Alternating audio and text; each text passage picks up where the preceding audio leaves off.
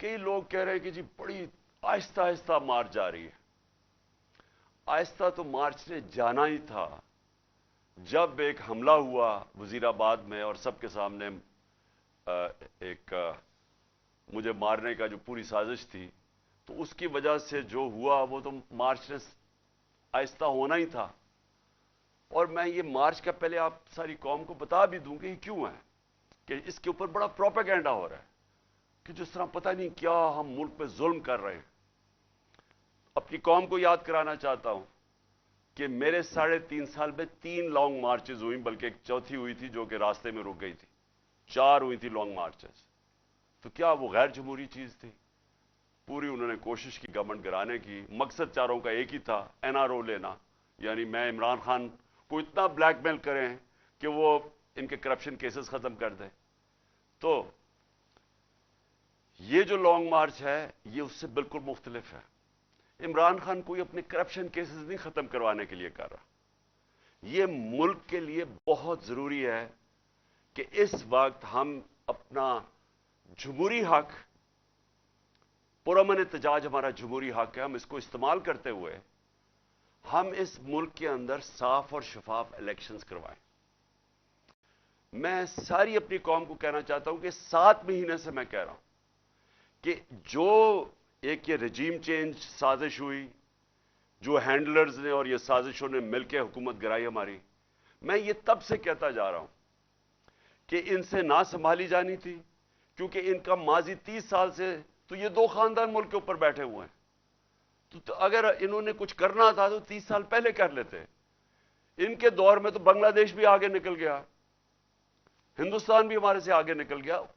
اس سے پہلے ہم ان سب سے آگے تھے 90 کی دہائی تک. تو انہوں نے اگر کچھ کرنا ہوتا تو کر چکے ہوتے. تو ان کو جب جنہوں نے بھی لے کے آیا اور ہینڈلرز نے بٹھایا ہمارے اوپر، میں تو 7 مہینے سے کہہ رہا ہوں کہ یہ ملک کو تباہی کی طرف لے کے جا رہے ہیں. میں نے معیشت کے اوپر بتایا کہ ان سے نہیں سنبھالی جائے گی، کیونکہ جو معیشت چھوڑ کے گئے تھے وہ تو پاکستان کو دیوالیہ نکال کے گئے تھے 2018 میں. تو اب انہوں نے کیسے ٹھیک کرنی تھی؟ جو ایک ملک کے معیشت کو تباہ کرے ہیں وہ ٹھیک تو نہیں کر سکتے. جو ملک کے ادارے تباہ کریں، دنیا کی تاریخ میں وہ جو ادارے تباہ کرتے ہیں وہ ٹھیک نہیں کر سکتے.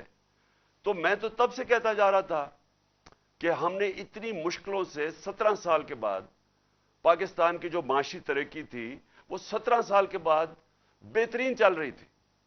جو ہماری دولت میں ملک کے اضافہ ہو رہا تھا یہ تو لکھا ہوا ہے، یہ کسی ایکسپرٹ سے بھی پوچھ لیں کہ یہ 17 سال کے بعد پاکستان کی معیشت اوپر جا رہی تھی. سب سے بڑی بات، اور آج فیصلہ آباد میں لوگ دیکھ رہے ہیں، جو انڈسٹری ہے، جو لارج سکیل مینوفیکچرنگ ہے، جس سے اصل میں ملک کی دولت میں بھی اضافہ ہوتا ہے اور روزگار بھی ملتا ہے، وہ تو شاید 50 سال میں سب سے تیزی سے 26% پہ بڑھ رہی تھی ہماری لارج سکیل مینوفیکچرنگ، جو آج گر کے 0 پہ پہنچ گئی ہے. تو جب وہ ملک ترقی کر رہا تھا اور انہوں نے سازش کر کے گورنمنٹ گرائی، تو ہمیں تو پتا تھا کیا ہونا ہے. جو ہینڈلرز بیٹھے ہوئے تھے ہم ان کو بھی کہتے رہے یہ سمجھ جاؤ کہ یہ جو آپ نے ایکسپیریمنٹ کیا یہ فیل ہو گیا. آج قوم ساری سمجھتی ہے فیل ہو گیا، وہ ایکسپیریمنٹ فیل ہو گیا. بدقسمتی یہ ہے کہ کوئی کوشش نہیں کی گئی کہ ہاں غلطی ہوگی ہم ٹھیک کر لیں اس کو. اور ٹھیک صرف ایک راستہ تھا جو میں 7 مہینے سے کہہ رہا ہوں، اور وہ ہے صاف اور شفاف الیکشن. تو اس کے لیے یہ مارچ ہے. کوششیں کر رہے ہیں کہ اس ملک کے اندر اس دلدل سے ملک کو نکالنے کے لیے، جدھر جو معیشت کا ہر شعبہ ہے وہ نیچے چلا گیا. ٹیکس کلیکشن وہ نیچے چلی گئی ہے، ایکسپورٹس وہ نیچے چلی گئی ہیں. بیرون ملک پاکستان جو ریمیٹنسز بھیجتے تھے، اور کھاریاں وہ شہر ہے جدھر سب سے زیادہ لوگ باہر جا کے کام کرتے ہیں، وہ جو پیسہ بھیجتے تھے، جو ریمیٹنس جس پہ پاکستان چل رہا تھا اور ہماری دور میں ریکارڈ ریمیٹنسز تھی، وہ نیچے جانی شروع ہو گئی ہیں. نیچے جانی شروع ہو جائیں تو سب سے بڑا سوال یہ ہے کہ اب ہم پیسہ کدھر سے لے کے آئیں گے قرضوں کی قسطیں واپس کرنے پہ. دیکھیں، جب ایک ملک کی دولت میں اضافہ ہوگا تو وہ اپنے قرضوں کی قسطیں واپس کریں گے، کیونکہ قرضے تو وہیں کے وہیں ہیں، سود ان کے اوپر لگ رہا ہے، وہ بڑھتے جا رہے ہیں. اور اس حکومت نے آ کے 3 مہینے میں وہ قرضہ لیا ہے جو ہم نے 9 مہینے میں لیا تھا. اس 3 مہینے میں اس سے زیادہ قرضہ لیا ہے جو 9 مہینے میں ہم نے لیا تھا. تو قرضے بڑھتے جا رہے ہیں, ان کے اوپر سود بھی دینا ہے, اور جو آمدنی جس سے قرضے واپس کرنے ہیں وہ کم ہوتی جا رہی ہے. تو ملک کا تو دیوالیہ نکلنا ہے. تو اس کو کیسے ٹھیک کریں گے؟ میں یہ کوئی آج معیشت کا ایکسپرٹ ہو جو فلیٹ لیے ہوئے ہیں 4 مہنگے مہنگے لندن کے علاقے میں, ادھر بیٹھ کے چوری کے پیسے کے فلیٹس پہ ایک مفرور اور اس کے ساتھ وہ لوگ جو سارے کوئی نہ کوئی ملک سے باہر بھاگے ہوئے ہیں. اسحاق ڈار کے بیٹے باہر بھاگے ہوئے ہیں, نواز شریف کے بیٹے باہر بھاگے ہوئے ہیں, شہباز شریف کا بیٹا وہ سلمان شریف باہر بھاگا ہوا ہے, اس کا دماد باہر بھاگا ہوا ہے, اور شہباز شریف خود پھنسا ہوا ہے. کیونکہ اس نے غلطی کیا کی, میں پھر سے لوگوں کو بتا دوں. اس نے ایک برطانوی اخبار نے لکھا, ڈیلی میل نے, کہ اس نے کرپشن کیا ہے. اس نے ہمیں دکھانے کے لیے پاکستانیوں کو کہ میں نے نہیں کی, اس نے ان کے اوپر ہرجانہ کر دیا. اس نے بجائے ڈرنے کے, وہ ڈیلی میل نے باقاعدہ بتا دیا کہ تم نے یہ چیزیں تمہارے خاندان نے چوری کیا ہوا ہے. اس نے سمجھا کہ اچھا یہ جب آگے بڑھے, اس نے تو صرف شو کے لیے کیا تھا. وہ اب لندن میں کیس لگ گیا, 2 دفعہ یہ گیا نہیں, اب تیسری دفعہ جج نے اس کو بلا لیا ہے. 1 کروڑ 1.5 کروڑ روپے کا فائن ہو گیا اس کے اوپر. تو یہ بیٹھ کے, جو کہ اب لندن کے اندر اس نے ڈیلی میل میں باقاعدہ بتایا کہ انہوں نے کس طرح کی کرپشن کی ہے. یہ لوگ اس ملک کے مستقبل کا فیصلہ کر رہے ہیں. یہ بیٹھ کے فیصلہ کر رہے ہیں کہ آرمی چیف کون بنے گا. یعنی وہ لوگ جنہوں نے زندگی میں کوئی دیانتداری سے آج تک فیصلہ نہیں کیا, ایک آدمی میرٹ پہ نہیں رکھا, ان کے خاندان سب سے پہلے آتا ہے پھر میرٹ آتی ہے. انہوں نے وہ لوگوں کو اوپر لے کے آئے ہیں آج تک جن کو یہ رشوت دے سکیں, جن کو منہ بند کروا سکیں. عہدوں کے اوپر دیکھیں, بڑے بڑے عہدوں کے اوپر یہ کون بٹھاتے ہیں؟ میرٹ پہ نہیں لوگ آتے, جنہوں نے میرٹ پہ کوئی کام ہی نہیں کیا, اور مقصد صرف ایک ہوتا ہے کہ ہمارے چوری کا پیسہ بچے گا کیسے, اور چوری ہم کریں گے تو روکے گا کون کیسے. وہ لوگ بٹھاتے ہیں. اب یہ پاکستان کے آرمی چیف کا فیصلہ کر رہا ہے لندن میں بیٹھ کے, اور یہ فیصلہ کر رہا ہے کہ کیونکہ الیکشن ہم جیت نہیں سکتے لہٰذا ہم نے الیکشن نہیں کروانا.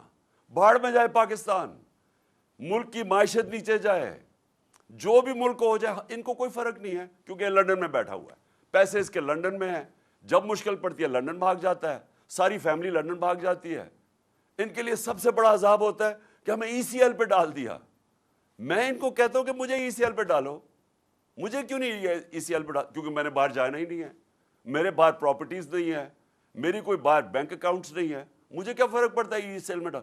ان کے لیے عذاب ہو جاتا ہے. شاپنگ ادھر کرنی ہے, علاج ادھر کرنی ہے, عیدیں ادھر بنانی ہے, اور بزنسز ادھر کرنی ہے, انویسٹ ادھر کرنا ہے, اور ادھر پاکستانیوں کہہ رہے ہیں کہ پاکستان پیسہ بھیجو, اپنا سارا پیسہ باہر رکھا ہوا ہے. تو یہ سب سے پہلے لانگ مارچ کا یہ بھی مقصد ہے کہ قوم کو ہم جگائیں کہ ہو کیا رہا ہے ہماری قوم کے ساتھ. دیکھیں, ملک سمجھ جائیں, یہ پاکستان ملک 22 کروڑ کا ہے, اس کی 68% آبادی 28 سال کی عمر سے کم ہے. اگر ہم نے ان لوگوں کو صحیح آئینی طور طریقہ نہ سکھایا احتجاج کا, یہ سری لنکا کی طرف نکل جائیں گے. کیونکہ نوجوان تو اب سمجھ بیٹھا ہے, سوشل میڈیا پہ نوجوان آ گیا ہے. جتنا مرضی آپ میڈیا بند کریں, جتنے مرضی پابندی لگائیں, جتنا مرضی ڈرائیں ان صحافیوں کو, سوشل میڈیا تو چل رہا ہے, اور نوجوان سارا سوشل میڈیا پہ ہے, اور ان میں شعور آ چکا ہے, اور وہ دیکھ رہے ہیں تماشا کیا ہو رہا ہے پاکستان سے. شکر کریں کہ ہم لانگ مارچ اور آئین کے بیچ میں رہتے ہوئے ہم اپنے سارا یہ جو اس عوام کا غصہ ہے وہ ہم اس طرح لے کے جا رہے ہیں, پرامن احتجاج پہ لے کے جا رہے ہیں. شکر کرنا چاہیے. 7 مہینے سے بار بار عوام آپ کو بتا رہی ہے, ساری قوم کو, کہ عوام نے یہ جو چوروں کو ہمارے اوپر مسلط کیا سازش کے تحت, قوم ان کو مسترد کر بیٹھی ہے. الیکشن میں یہ بتاتے ہیں, جو بائی الیکشن ہوتا ہے اس میں وہ بتاتے ہیں, جو جلسے ہیں کبھی ایسے ہوئے ہی نہیں ہیں, مارچ میں جب پبلک نکلی وہ بتا رہی ہے. سمجھا تھا کہ میرے بغیر کوئی نکلے گا نہیں, لانگ مارچ میں دیکھ لیں پبلک نکل رہی ہے. تو پبلک تو بتا رہی ہے کہ ہم یہ جو آپ نے سمجھا ہمیں بھیڑ بکریوں کی طرح, یہ بھیڑ بکری شعور والے لوگ ہیں اور یہ آپ کو ایک سگنل دے رہے ہیں. اور انشاءاللہ جب یہ مارچ پہنچے گی پنڈی, تو اور میں جب انشاءاللہ وہاں پہنچوں گا تو ساری قوم اب دیکھے گی, سارے پاکستان سے لوگ آ رہے ہیں پنڈی. اتنی کبھی پبلک نظر نہیں آئے گی اس ملک کی تاریخ میں جو آنے والی ہے پنڈی. اور وہ صرف ایک چیز کہہ رہی ہے, ہمیں بھیڑ بکریاں نہ سمجھو, ہم ان چوروں کو نہیں تسلیم کرتے, ہم الیکشن چاہتے ہیں, ہم فیصلہ کرنا چاہتے ہیں کہ اس ملک کی قیادت کون کرے گا. کوئی بند کمروں میں یا کوئی بیرونی سازش کے تحت ہم کوئی نہیں حکومت کو قبول کرتے. قوم کہہ بیٹھی اور یہ کہے گی جا کے انشاءاللہ جب پنڈی پہنچیں گے. اور میں دو اور باتیں کرنا چاہتا ہوں. جب سے یہ آئے ہیں, پہلے تو مجھے بتائیں, انہوں نے کہا عمران خان نے بالکل پاکستان کو انٹرنیشنلی آئسولیٹ کر دیا. انہوں نے بار بار کہا کہ عمران خان نے آئسولیٹ کر دیا. یہ 7 مہینے سے بیٹھے ہوئے ہیں. مجھے ایک چیز بتائیں کہ انہوں نے انٹرنیشنلی فورن پالیسی پہ کوئی ملک کا فائدہ کروایا ہو. مجھے ایک چیز بتا دیں. میں نے بڑا روکا ہوا تھا, بیرونی دورے میں نے بڑے دیکھ کے کرتا تھا.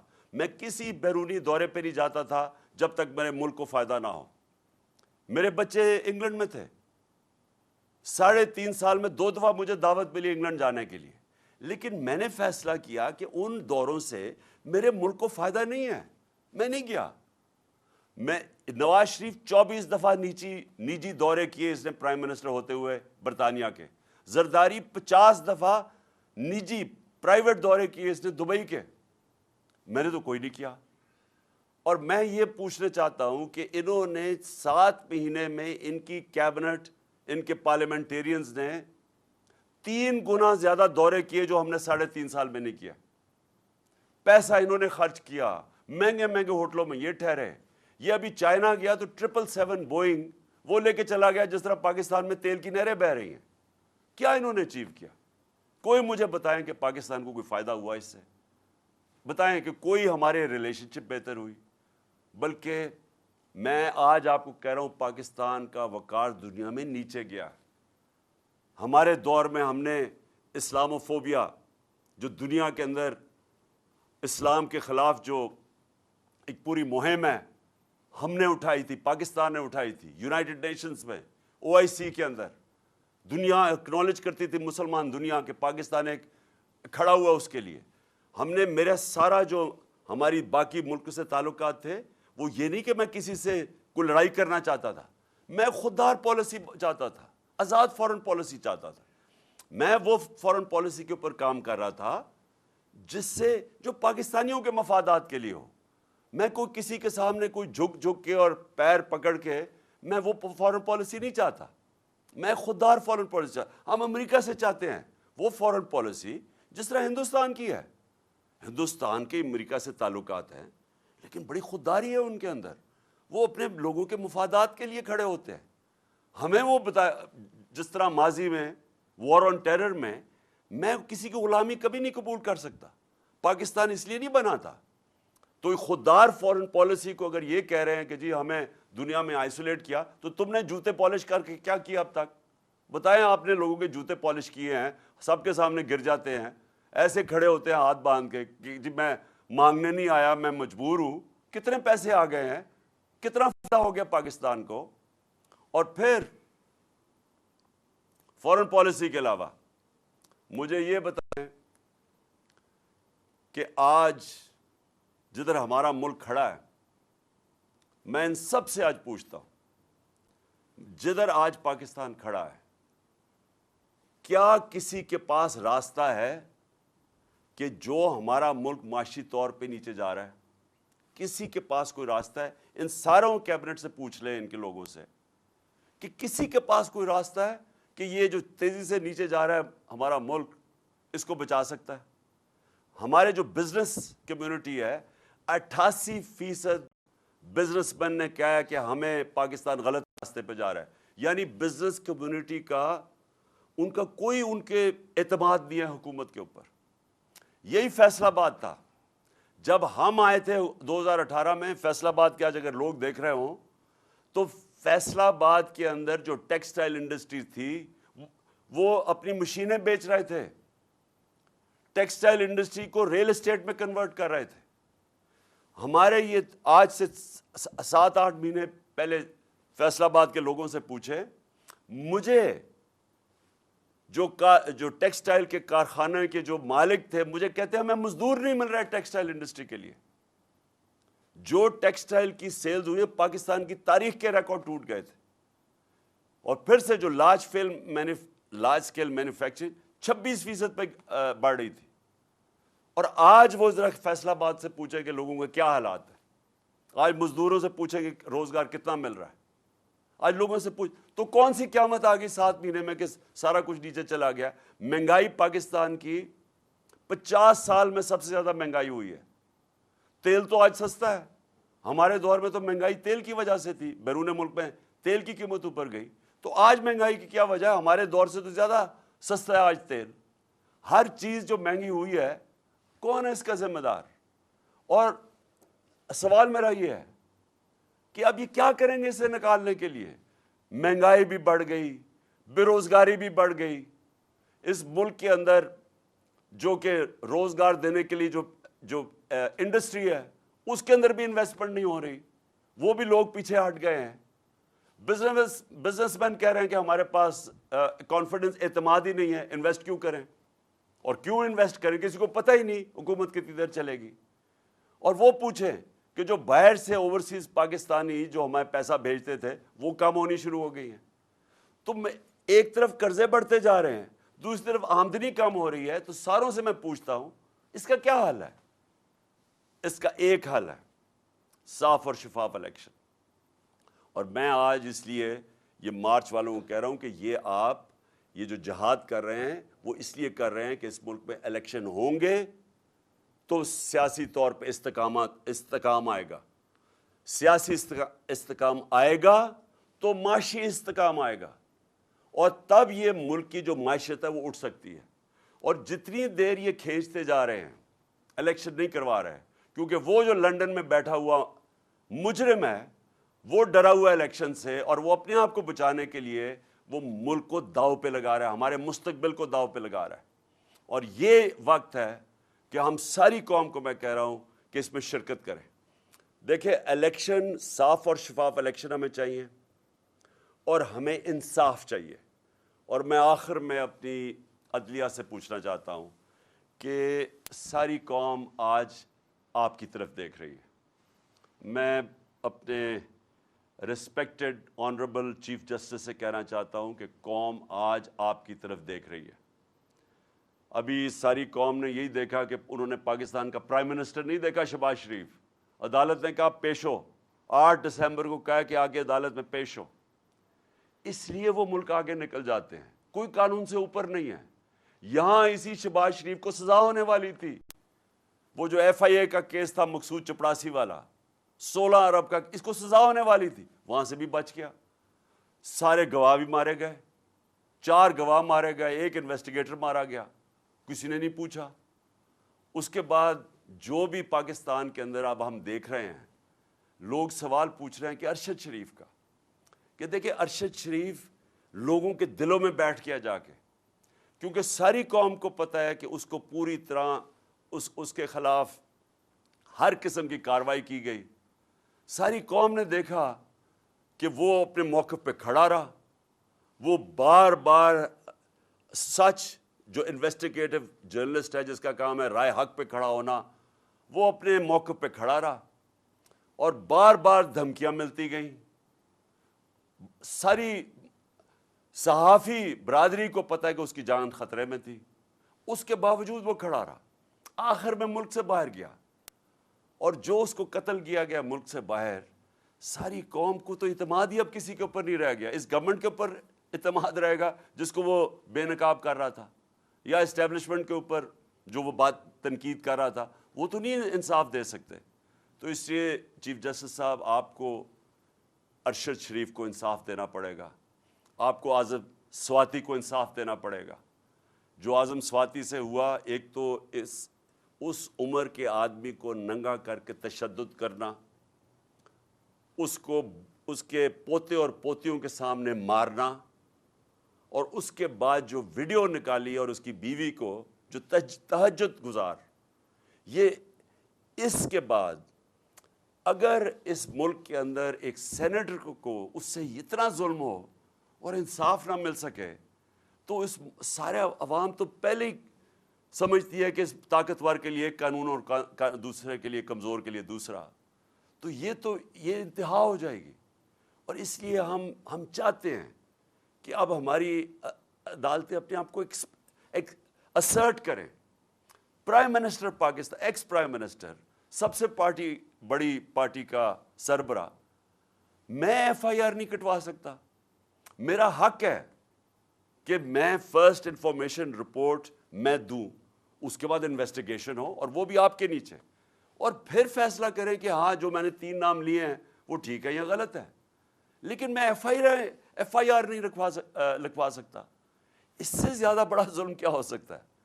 تو اگر میں نہیں لکھوا سکتا تو اس کا مطلب عام لوگ تو کچھ بھی نہیں کر سکتے. اس کا مطلب ان کی حیثیت ہی کوئی نہیں ہے عام لوگوں کی. یہ جو بیچارے آج کل بے روزگاری بڑھتی جا رہی ہے، لوگ ٹیلی فون کھینچ رہے ہیں، لوگ تنگ ہیں اس سے کہ چوریاں بڑھتی جا رہی ہیں، اسٹریٹ کرائم بڑھتی جا رہی ہے کیونکہ ملک نیچے جا رہا ہے. جب بے روزگاری بڑھتی جائے گی، مہنگائی 50 سال میں سب سے زیادہ مہنگائی، 7 سالوں میں دگنی ہو گئی ہے مہنگائی. ہمیں کہتے تھے زیادہ مہنگائی ہے. تو جب مہنگائی بھی بڑھ رہی ہے، بے روزگاری بھی بڑھ رہی ہے، تو عام آدمی جب چوری کرے تو وہ جیل میں، اور جو سب سے طاقتور ڈاکو جو اربوں روپیہ چوری کر کے باہر لے کے جاتے ہیں وہ این آر او لے لیں. یہ قوم اس وقت آپ کی طرف دیکھ رہی ہے. کیس لگا ہوا ہے میرا عدالت کے اندر کہ یہ جو این آر او انہوں نے لیا ہے نیب امینڈمنٹس کے تحت، یہ تو دنیا میں کہیں کچھ سوچ نہیں سکتا کہ آپ اپنے قانون پاس کریں اور خود ہی اپنے آپ کو بچا لیں اس سے. تو اس لیے آخر میں اپنی سپریم کورٹ کے چیف جسٹس سے بڑے ریسپیکٹفلی اپنی قوم کی طرف سے آپ سے ریکویسٹ کرتا ہوں کہ یہ ٹائم ہے کہ پاکستان کی عدلیہ اب عوام کے ساتھ کھڑی ہو. یہ جو طاقتور اس ملک میں قانون کے اوپر ہیں، آپ ان کو قانون کے نیچے لے کے آئیں اور اس ملک کو حقیقی طور پہ آزاد کریں. پاکستان زندہ باد.